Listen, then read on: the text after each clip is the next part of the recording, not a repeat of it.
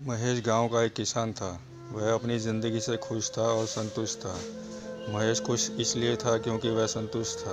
वह संतुष्ट इसलिए था क्योंकि वह खुश था।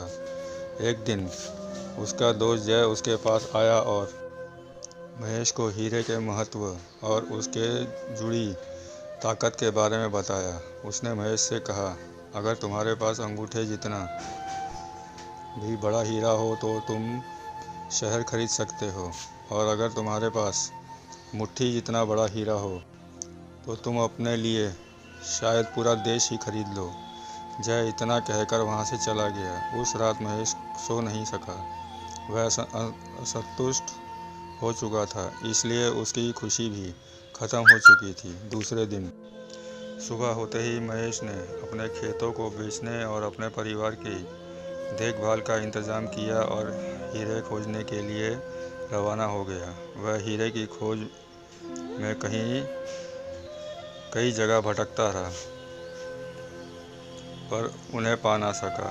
हीरों को खोजते खोजते वह मानसिक, शारीरिक और आर्थिक स्तर पर पूरी तरह टूट चुका था।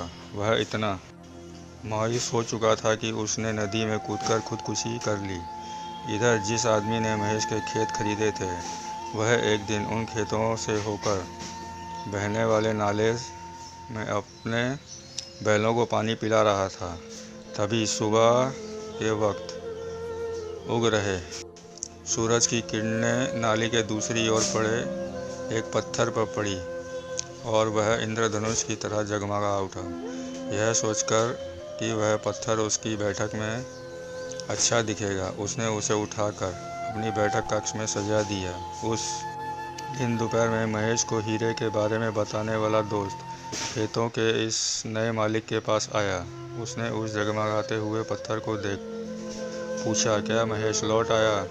नए मालिक ने जवाब दिया, नहीं, लेकिन आपने यह सवाल क्यों पूछा? जय ने जवाब दिया, क्योंकि यह हीरा है, मैं उन्हें देखते ही पहचान जाता हूँ। नए मालिक ने कहा, नहीं, यह तो महज एक पत्थर है, मैंने उसे नाले के पास से उठाया है। चलिए मैं आपको दिखाता हूँ। वहाँ ऐसे बहुत सारे पत्थर पड़े हुए हैं। उन्होंने वहाँ से बहुत सारे पत्थर उठाए और उन्हें जांच करने के लिए भेज दिया। वे पत्थर हीरा साबित हुए।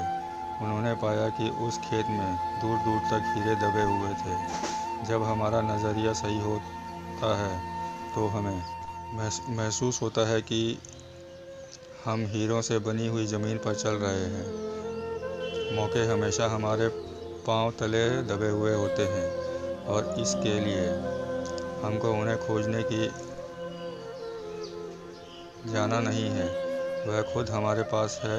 ज़रूरत है तो बस उस नज़रिए की जो कि उसे पहचान सके। लेकिन हमें तो दूसरे के खेत की घास हमेशा हरी लगती है। हमें भगवान चाहे जितना दे दे, हमारी ललचाने की आदत कभी नहीं छूटती। इसी प्रकार दूसरे हमारे पास मौजूद चीज़ों को देखकर ललचाते रहते हैं। हमें अपनी जगह की अदला बदली करने की जगह हासिल करने पर उन्हें खुशी होगी। हमें इस कहानी से बहुत ही अच्छी सीख तो यह मिलती है कि जिस जोश, जुनून और सकारात्मकता को पाने के लिए हम किताब, सेमिनार करते हैं, वह हमारे खुद के अंदर है। जी हाँ, आप चाहे जितनी किताबें पढ़ें, लेकिन जब तक आप अपने आप को नहीं पढ़ेंगे, समझेंगे, तब तक सब किताबें व्यर्थ हैं।